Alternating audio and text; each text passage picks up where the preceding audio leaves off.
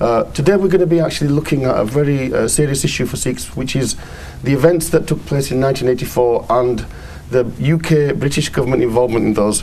Back in January in 2014, a top secret UK government documents that were released under the 30-year rule revealed direct British military involvement in the Indian government and its preparation to carry out the notorious genocidal military onslaught on Punjab in June 1984.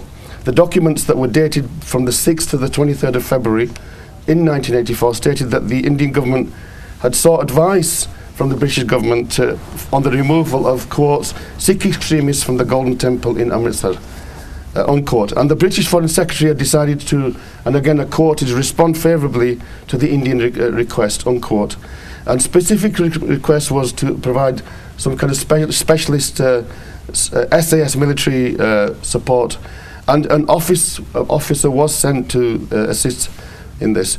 The documents at the time were uncovered by an independent journalist called Phil Miller, who was researching and writing about the Tamil genocide, and in some senses it was serendipitous, it was kind of accidental that he came across some of these documents. And the first person that he contacted at the time was Jagdish Singh from the 1984 Genocide Coalition, and it was Jagdish that managed to make those kind of connections, and from that we had significant kind of political fallout. As a result of the revelation, the UK community became galvanised, and prominent organisations such as the Sikh Council UK, Sikh Federation and others secured meetings with the Prime Minister, Mr David Cameron.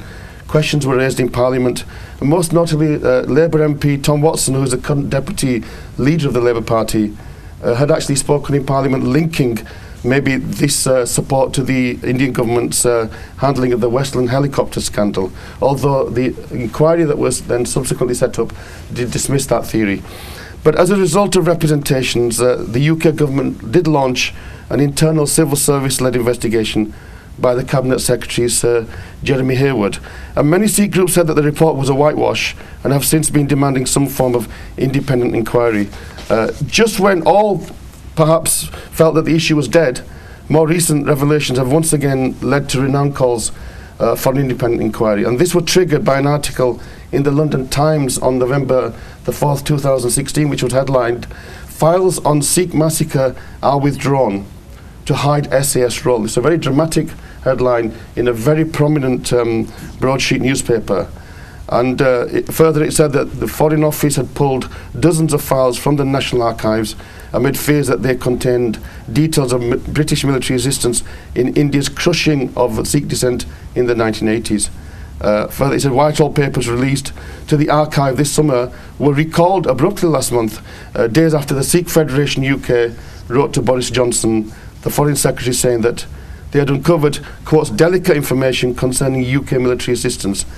And a researcher working for the Federation at the Kew Gardens Archive in West London found a note referring to the possibility of SAS involvement, and caused an Indian request for military assistance in setting up of a National Guard for internal security duties. And the note marked confidential was written in July 1984, which directly contradicted the findings of the Hayward Commission, which would suggesting that there was no involvement after that initial advice that was given.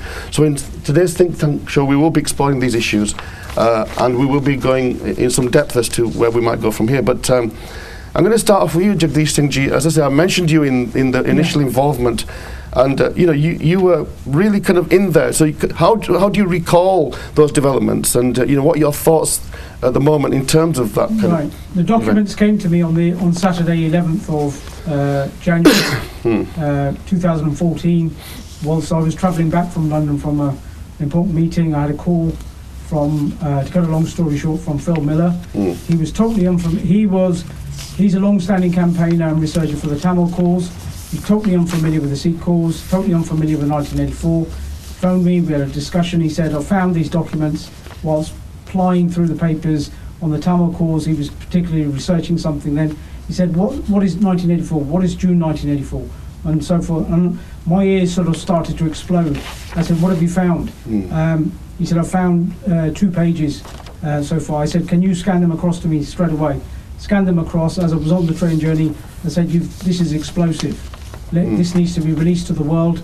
This is powerful evidence of of what we've already suspected. So on the 12th of, the Sunday, the 12th of January 2014, I prepared a press release which went out at 8 o'clock, and by Monday morning, the 13th, the world was ablaze with the story of the 1984 documents. And from there, the rest is detailed in the public domain. Okay, that's great. We'll come back to questioning some of these developments later, but that's a really important bit of context. Dabinderjeet Singh from the Sikh Federation UK, who's been prominent activist for many years, but I know around that time was particularly involved in political lobbying.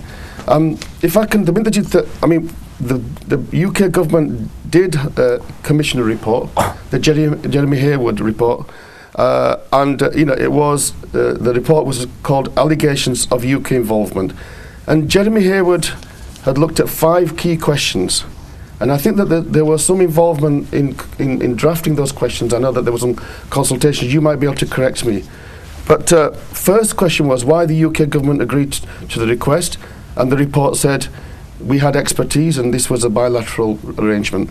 The second question was what was the nature of the support, and they said it was a military advisor in India between 8th and 17th of February, and he gave instructions. There was no other manpower, no equipment was offered, and he said that the assault on the temple should be a last resort, and that instruction wasn't followed. The impact of that assistance, the Hayward inquiry said that it was limited impact, and that in fact Lieutenant General Bra, who was the commander of the operation, had publicly said that nobody had helped them in planning or the execution. And then there was a question about whether Parliament was misled, and they said that issue was never raised in Parliament. So as far as the British government were concerned, all of those questions had been answered. So where was the dissatisfaction for you then? Hey, let me take you back, because Jagdish Singh talked about how on the Monday, when he issued the press release on the Sunday, that story the world knew about, that there was this inadvertent release of documents.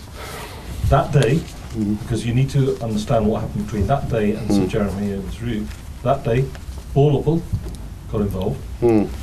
By lunchtime, he was asking for full disclosure. By the evening, 10 Downing Street had announced 2 things. One, Sir Jeremy Hayward will be asked to do the review, to look into the allegations. And secondly, and this is often forgotten, why did these papers come out? And there were actually 2 reports. You referred to the Sir Jeremy report. Yeah. There was also a Sir Alan report published in August 2014 saying, should these papers be in the public domain in the first place? And that has had consequences. So I will go on to that. Okay. The other thing that happened by you was you talked about the terms of reference effectively. So Jeremy Hayward then met individuals. Yeah. He met some politicians. Yeah. I think Thorlopol, Pat McFadden, because this was all played out in the media at the time. He also met Lord Singh. He then called a meeting on the 29th of January, literally 4 or 5 days before the report was presented to Parliament. Now you can hazard a guess that the report would already been written, would have been in draft by that stage. That was when we first got involved. So at that meeting on the 29th of January 2014, I went from the Sikh Federation along with Banji Singh Gill, former Liberal Democrat MP from Leicester. Yeah. And he asked some very pointed questions, being a politician.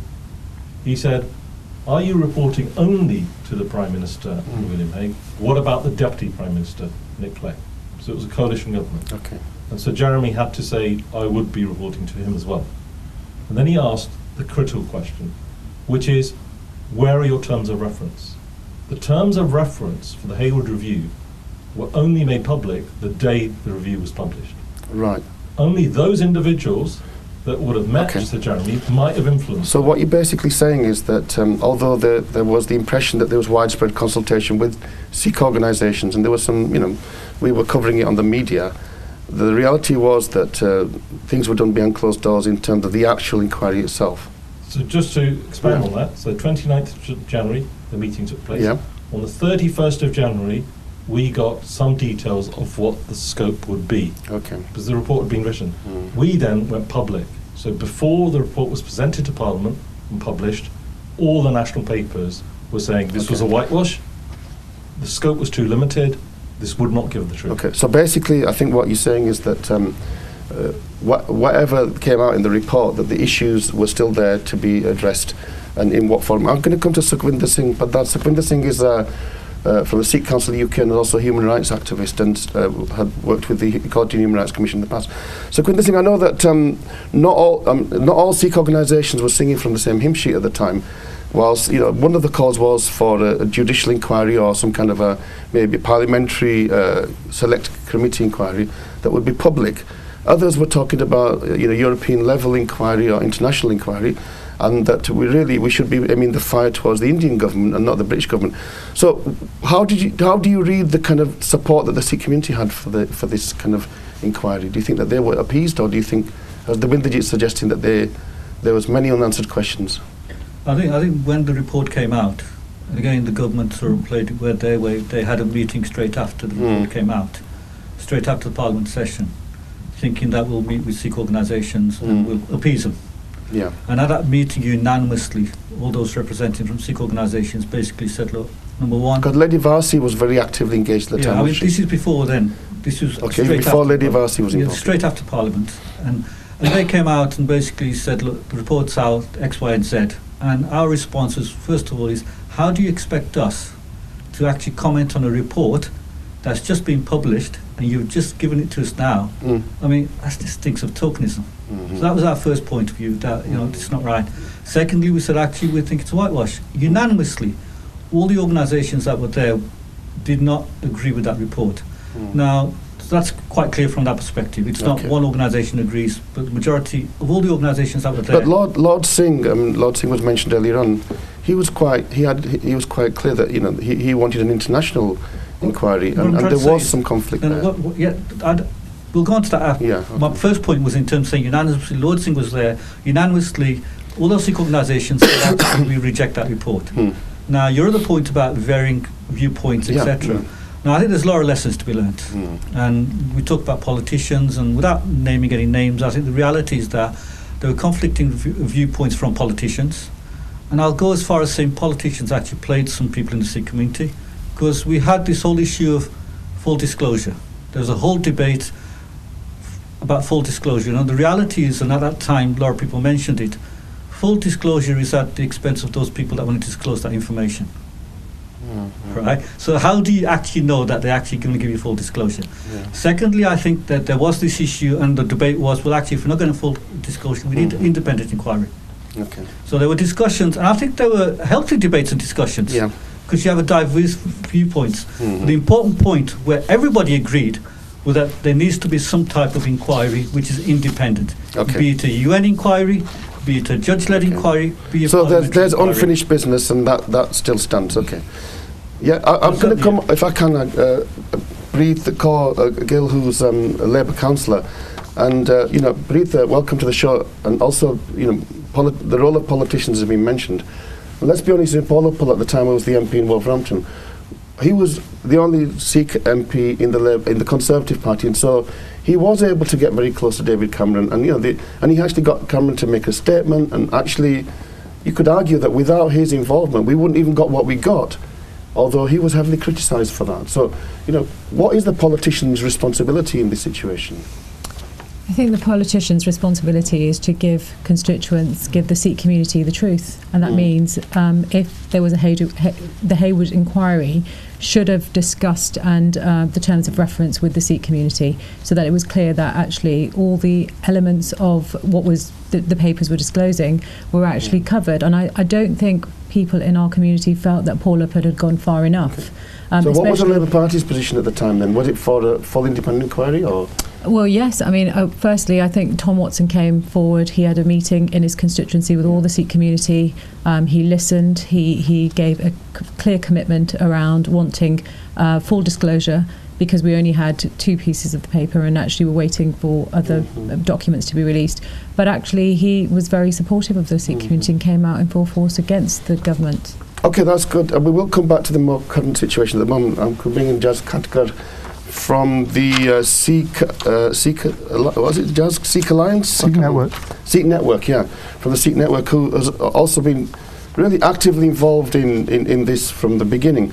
But let's bring it up to the present moment, Jaz. I mean, I mentioned the Times newspaper coverage. I know that you were involved with commissioning some legal authorities to do some of that work. So, what's changed? What new information or what new perspectives have emerged that really give more impetus this? I think the issue never really died within the community, and certainly from the Federation and the network's perspective, because after the last Baroness Warsi meeting, which really was just a bit of a selective group just to kill the issue, many organisations there, and many whoever felt that was sufficient, they can answer that for themselves, whether they felt that it went far enough. But from our perspective, certainly didn't. And we included this based on the feedback from the Sikh community in the Sikh manifesto as a key of the general election around securing support for public inquiry. And this was demonstrated by not only the SNP party completely, Labour Party, and many Conservative MPs. 165 Conservative MPs supported the public inquiry. So we carried on pursuing this initiative and worked with Phil Miller in particular. So we recruited him and then commissioned him to continue searching the archives with a couple of members of our team as well.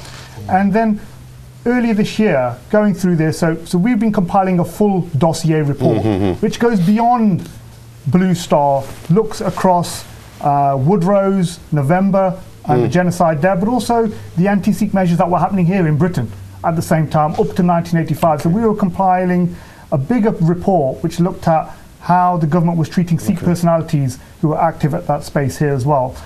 And as we did that review and that report was being written, we uncovered the letter that you've mentioned at the start was actually 28 days after Blue Star attack, the 3rd of July, the Foreign Office, the Indian High Commission in India had written to the Foreign Office requesting further assistance by the SAS to help set up the National Security Guard, and the actually being very positive that we should support this. Now, the reply to that letter had been rejected, wasn't there? Yeah.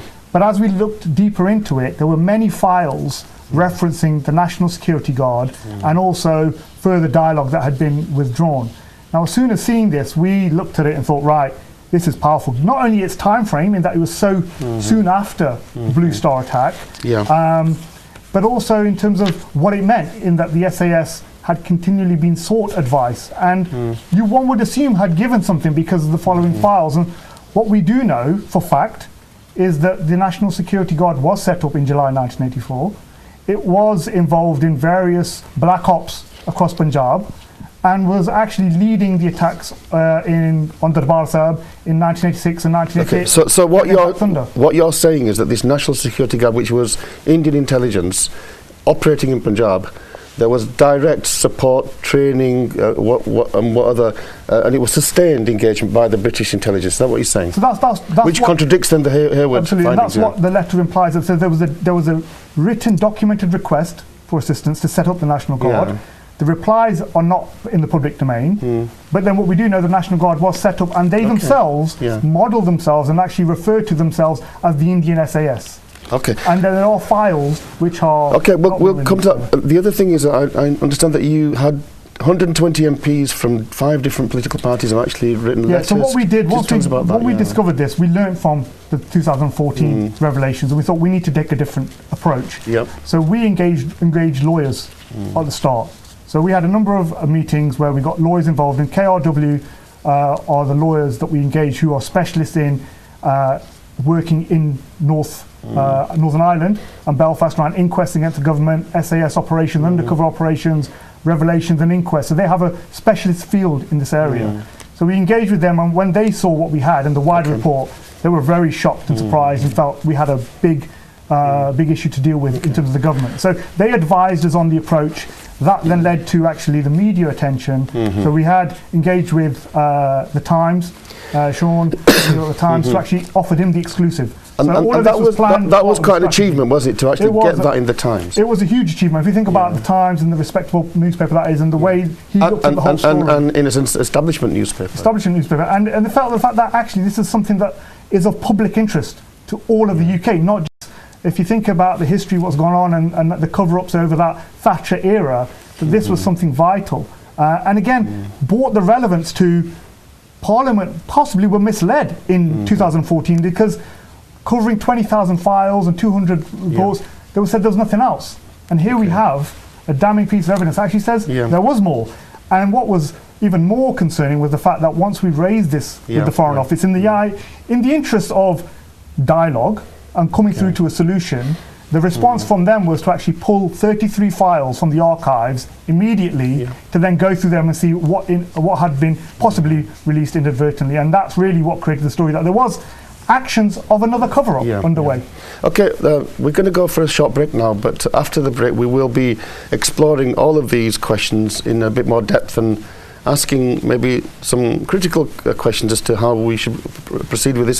So, छोटी जी break तो बाद ਅਸੀਂ जुड़ेंगे जी वाहिगुरू जी का खालसा वाहिगुरू जी की फतेह.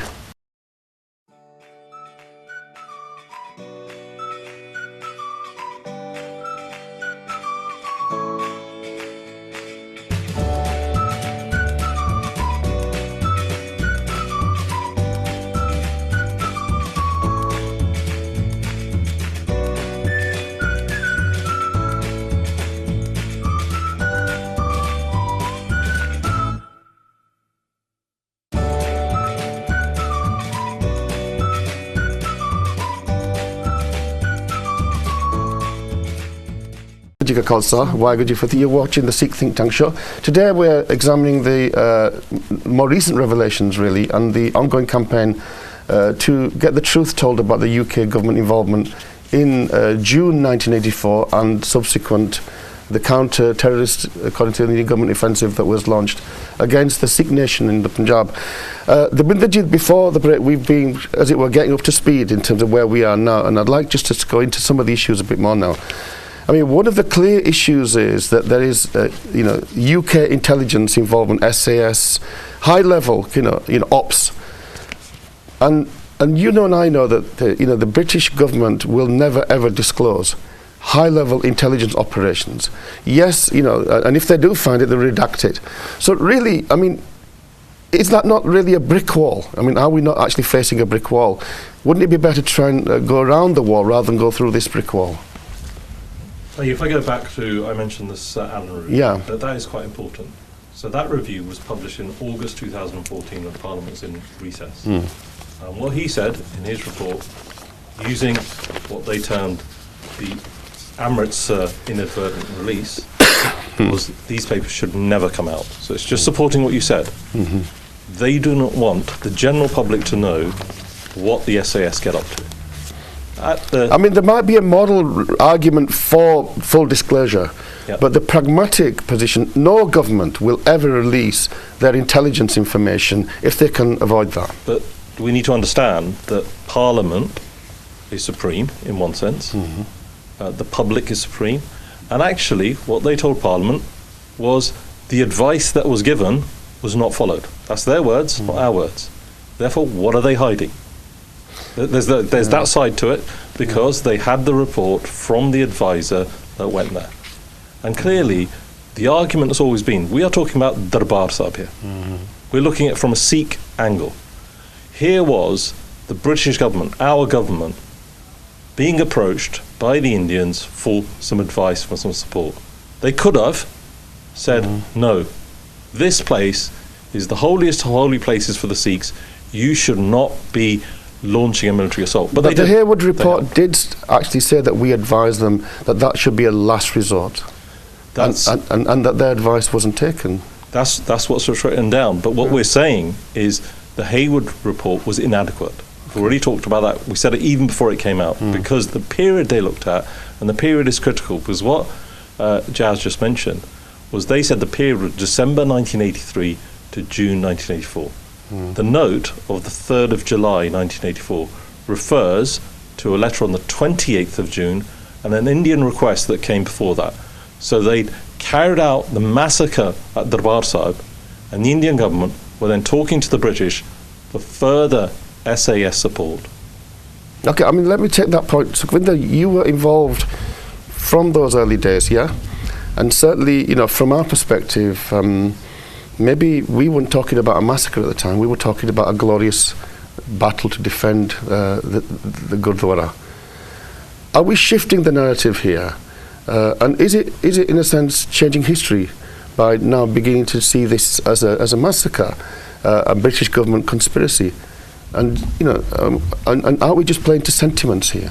No, I don't think so. First of all, I think I just want to touch on a point that Windrajit said, and you've mentioned the fact that actually the government won't actually share their intelligence or wherever. They won't. You know they won't. No, but the reality is actually they're doing inquiries, and the way it works out in inquiries is that they will have somebody who's special, or a special judge, or somebody who's got clearance, who will actually look at that secret intelligence information, and they will do a judgment based on that. And the reason why I'm saying that is because when obviously we had the Sikh Federation case, and we've had cases in the past. Can you give me an example where previously high-level secret intelligence information has ever been put into an inquiry? I'm just telling you in terms of process, yeah? So, for example, let me give you an example now. I don't want to go off the topic. When we had a case of an individual that was held under national security, and the reality was there was a case in court, etc., etc. Yeah. And the reality of that case, the way the system works is that the government actually appoints a special advisor or a lawyer or a solicitor from their own perspective, who actually looks at that secret information, and based on that information will do a report. But not all that information comes out, but actually that's how independent inquiries work. So I just wanted to clear that. Coming on to your second point, I think the reality is Janel Singh Bhindranwala and numerous Singhs were at Darbar Sahib. They were attacked, and they defended themselves. Yeah. So let's that clear. It was a battle of the battle, but it was a battle of defence. Yeah. So to say, in one way, we're saying Sikhs didn't initiate it. They were attacked, they defended. At the same time, there were hundreds of innocent civilians, innocent people that went to Darbar Sahib to do Matate. Thousands. Yeah. They didn't have arms. They didn't have weapons. They were massacred. They were murdered. And that's not changing the narrative. We're proud of our defenders, gallant defenders, who fought to their death defending Darbar Sahib. We're proud of them. But at the same time, thousands of innocent people that went to Darbar Sahib, kids, women, children. Surely, as Sikhs, we cannot forget that. Let me take that one then, Jagdish Singh Ji. Yeah. You're a keen observer of history. Yeah. 1919, the British massacred thousands of innocent men, women and children in Amritsar, Jallianwala Bagh. Yeah. To this day, that they officially say there were 300 maybe people killed. They still deny that was an unjust action, yeah? So the fact that was a direct British involvement in Amritsar, the British said that we weren't even directly involved. Do you think that they will take any responsibility for that whatsoever? Well, if you research the papers without going into lengthy discussion, they did accept they had made a mistake around that time. Yeah. They withdrew that O'Dwyer. There were other efforts but their made. Official numbers are still very low compared to the actual numbers. Typically, the British government is not. They're always going to whitewash these things. Of course, and that's a powerful lesson for us all to learn. So are we flogging a dead horse then? We should not live under the illusion that somehow the British government's going to magically come out with some positive answers and positive support. No, it's not. And I also share the observation, the frustrating observation, over 30 years. There were times when ਆਪਣੇ ਪੰਜਾਬੀ ਲੋਕ ਕਹੀ ਜਾਂਦੇ ਸੀ ਕਿ ਜੀ labour government ਨੇ ਆ ਕਰ ਦੇਣਾ ਉਹ ਨਹੀਂ ਕੰਜ਼ਰਵੇਟਿਵ ਗਵਰਨਮੈਂਟ ਨੇ ਆ ਕਰ ਦੇਣਾ ਉਹ ਕਰ ਦੇਣਾ and I could see clearly the consistent pattern. Take the case of Jaswant Singh Kalra, 1995, when he was being literally beaten to death and his family and other Sikh groups were approaching the British government. The British government, a Labour government, did not want to know, did not care. And that consistent policy, whether it's a Tory government or a Labour government, of we are not going to touch India. So we need to be wary of the kind of party politics and getting dragged. We've now begun. Let me take, because we've got a Labour politician here. Yeah, I want to breathe. I mean, yes, Labour were supporting that. There was an election campaign as well, and they lost the campaign. Tom Watson has always been a campaigner, and Tom Watson goes back to Westland Helicopters. But besides Thomas, should we really be trusting any politicians? I mean, the world is now at the moment not trusting politicians. Why do you think we expect these people to do anything for us? This story came out the week that we were talking about Brexit, and actually the Times picked it up. And if you notice, the following day, Tom Watson did a blog. So actually, for him, it was. But he is unique. I mean, Tom Watson is an individual who that's his game. That's his kind of career. Well, he represents the Labour Party. He's the deputy leader of the party, and the Labour Party put out a position statement in terms of their position in respect of the disclosures. Tom has spearheaded this campaign, and actually, we've had a meeting with Jeremy Corbyn and John McDonnell, and Jeremy will be writing to Theresa May and exerting more pressure. But there is an issue about what we're doing. So how do we engage our politicians, whichever party they are? How do we have that conversation and lobby and ask them to ask the Foreign Office? And actually there's been a brilliant campaign run by the Sikh Federation UK in terms of creating a letter, getting constituents to actually write to the MPs. And I think they've had over 130 MPs that have been written to, who have subsequently written to the Foreign Office. So that's actually putting some political pressure. The Labour Party is very committed to, whilst in opposition, to lobby the government in terms of actually giving us full disclosure. So, I mean, we've got some real movement here. Yeah. Okay, and maybe more strategic kind of. So what successes have we achieved? What real kind of concrete? I mean, has the government responded at all? Yeah. So I think this is I think when you mentioned about the brick wall and I think things have changed that we now have we have a bigger population and much more politically engaged population now, and we are a much more contributing society. So Sikhs matter, which is why Cameron came out so quickly. Yeah. I think what's different and what we've learned is actually the strategy of approach. Is that it's multi-pronged. We talked about the legal approach. That will underpin everything, because ultimately, and we've seen this from the lawyers in Northern Ireland, that no matter how sensitive national security issues are, they do get uncovered. Once you pull that thread, there is legal process that can uncover it. So that will continue, and that underpins the strategy.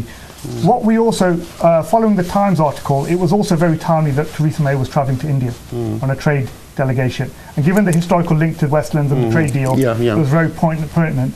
And we launched a petition, a 48-hour petition, just to create that awareness. And over 3,000 people signed that petition whilst Theresa May was in the air going to India, and that was targeting the Foreign Secretary Boris Johnson and Amber Rudd, the Home Secretary. So they got 3,000 emails from all the signatories. Following on from that, as Theresa May returned, the plan was to then use the mass lobby approach. So contacting your MPs as individual constituents, we put out a template letter, and over 120 MPs were contacted in a short period of time, who all wrote. And this is a obligation of MPs. They have to also write back to you as well, so they keep the constituent informed.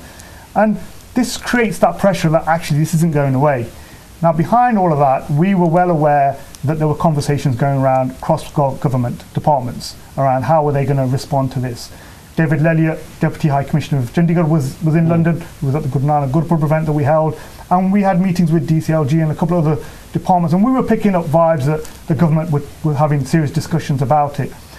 And what we also picked up is that overwhelming majority of them were saying that we had to be transparent and we had to get something out. Now, we've recently had a response from the Foreign Office, and it's typical. It's the first response now, directly back through the lawyers. Was that from a civil service response or a ministerial? That's from Alok Sharma, the Foreign Minister for South Asia. And what did he say? And his response is, and it's pretty typical, so it's gone by the lawyers in that it addresses the points in the legal letter around having this revelation, why were files pulled out, in terms of the dialogue with the Sikh community, and also in terms of moving forward and what options they are. So that's the start of the process. So we've now had a formal response. Many constituents will probably get if I'm honest, it's a disappointing response, but it's one we expected. And now we'll continue the dialogue through the lawyers, and actually I think it strengthens the hand now, because the points that they've raised are quite easily dismissed, but it just shows that level of position. Okay, let me just come back to the kind of political situation, the Winderjeet thing. Theresa May, and she's already been mentioned. She's out on this trade. The first thing she does is goes to meet Narendra Modi. So she's telling you where her priorities are. In fact, when she was Home Secretary, she actually agreed that the Orgreave miners and the police involvement, that should be subject to an independent inquiry off the back of the South Yorkshire Police's the corruption that they were involved in child sexual exploitation and other cases. But she becomes Prime Minister and she says no. So, really, what can we expect politicians to do? Money talks, big business, particularly in post-Brexit, they're wanting to sign big trade deals with India. They're not going to disrupt that. Let's look at two things. One is, firstly, it's an upward struggle to get an independent public inquiry. Yeah. We should accept that. It's not going to be easy. That's why you need legal, political, and public pressure. And public pressure is through the media, mainstream media, as well as our own media, to get the message out to Sikhs. The issue around this is, if you look at Theresa May's visit, you said trade was her number one priority. Unfortunately, it's not. It's migration. Because she actually upset the Indians by saying she was not going to budge on visas. There were 30 vice-chancellors with her, and not once did she bother. And there's a feedback that's come back. It was and one of them actually wrote an article saying it was disgraceful. It was a disaster of a visit in terms of trade. But let's put that to one side. The issue that Jazz mentioned about the response that's just come back from the minister to the lawyers, there are several things that literally today the lawyers will be writing back with, which is, one, they've not denied further SAS involvement. So in this 2-page letter, they haven't denied it. What they're trying to hide behind the fact is Sir Jeremy Hayward's review was between December 83 and June 84, and the piece of paper you presented is 3rd of July 1984. Well, that was the argument in the first place. The scope was the flaw in the first place. This is about William Hague standing up in Parliament on the 4th of February 2014 and saying 23,000 documents, 200 files, this was a one-off.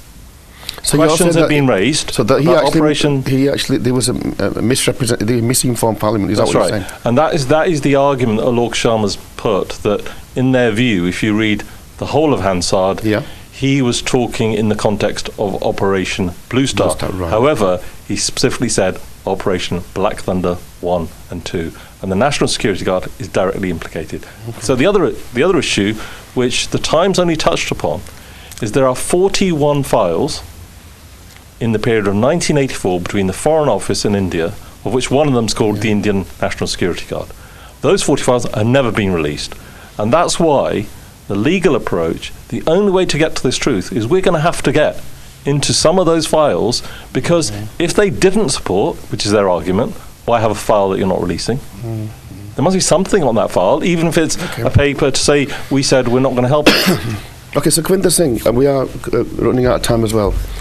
There's a fascination, the Homeland, this series on TV, particularly after ISIS and the whole kind of counterintelligence, and we've got a whole community of conspiracy theorists and people interested.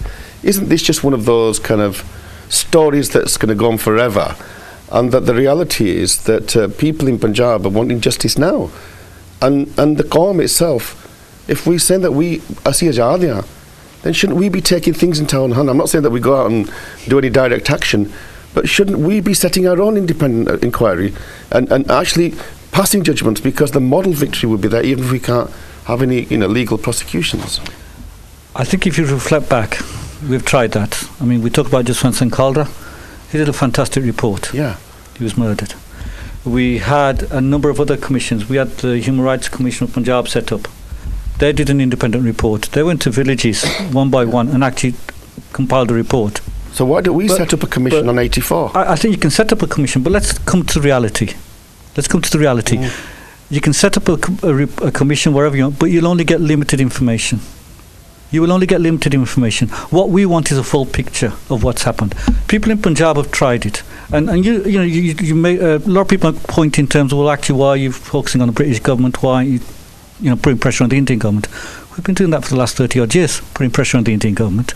The reality is, if I'm living here and I can grab hold of something, do I want to grab hold of something here, or do I want to actually go 1,000 miles where I've got no control over everything and do it that way? Okay. But in fairness, people like Simranjit Singh Mann, the Dal Khalsa, a number of organisations, the Kalra Committee, Jaswant Singh Kaldra, his wife, a number of people on the ground in Punjab are actually working on these issues.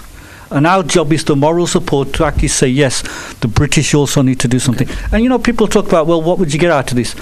If we get a tiny bit of information, tiny bit of truth Yeah. in terms of what happened, that gives us an angle to go further and further Okay, and further. Jagdish Singh, if I could, I'll come. Jagdish Singh, is this now time to keep our nerve, not to give up, and to see this as the next stage in our struggle, or is it now time to act independently and set our own commissions up? Well, briefly to comment that the whole hoo-ha around the 1984 documents is a good hoo-ha because it shows... Just got 2 minutes left, so very brief if you can. Because it shows that the Sikh nation is aware, it's conscious, it's active. And as much as I would say that the British government's not going to give us anything, we need to hammer the door of 10 Downing Street, punch the door of 10 Downing Street, make known our justified anger. We're not going to go away. We're not going away. The Sikh nation needs to carry its struggle on. The 1984 documents represents a major chapter in that struggle. We are here. We're not going away. Whether you're David Cameron, whether you're Tony Blair, or whether you're the next Prime Minister or Theresa May, we are going to kick and scream for justice, and we're going to fight on. Yeah, briefly, we've just got 30 seconds. We're going to kick and scream for justice. Is that the motto? I would say when you're involved in human rights, then your struggle is for the long haul. You don't just give up, at the first hurdle. You've got to be in it for the long haul, and things do take time. But if that's the path that you choose, and rightfully so, Sikh Federation have chosen that path to seek that justice, and for those families that have never had it in India, I think it's really important, be it the long haul or not, we have to go with it. Okay, Jazz, last 30 seconds. Yeah, and I think one thing is important is that we do learn from the past, and as Sukhwinder mentioned, in Punjab they're getting much more coordinated, and we're keeping in touch with them, and they picked up on the press release and they ran it. Harbaz Jima and the Dalai Khalsa ran it there and put local pressure on while she was there. I think from our perspective is about, it is now a strategy to look at multi-angles to the government. We will deliver because we live in this country. We can hold those MPs accountable. And ultimately, these inquests and inquiries take time. We've seen Hillsborough, we've seen others. Truth ultimately will come out. It's how long is your perseverance as an individual to pursue it. And I think that's what we need to hold dear. And I think what we can demonstrate is that if we pursue this angle, we will keep progressing it, but we will end up with a dossier of some sort, a credible document by a superpower, a UN permanent member of the UK role in Blue Star. That will be the first document that's of its type, other than the white paper that was produced weeks after. So then the next step is the UN. The next step, but you need to have something credible you can take there. We'll do another program on the UN. We've run out of time now. But I think, I'll answer my own question. Should we give up? Actually, as a Sikh, we're not allowed to give up because it says Khalsa Soi Jo Kare Nit Jang. And it means that our life as Sikhs, because we fight for justice and against oppression, that's our dharm, then we can never stop doing that. So that's maybe notice to the British government that the Sikhs will not go away. We do not forget history, and until history is corrected, we will keep struggling. So, Mera Khayal Aaj ithe hum samapti kar. Thanks very much for everybody. Fateh Blauji. Waheguru Ji Ka Khalsa. Waheguru Ji Ki Fateh.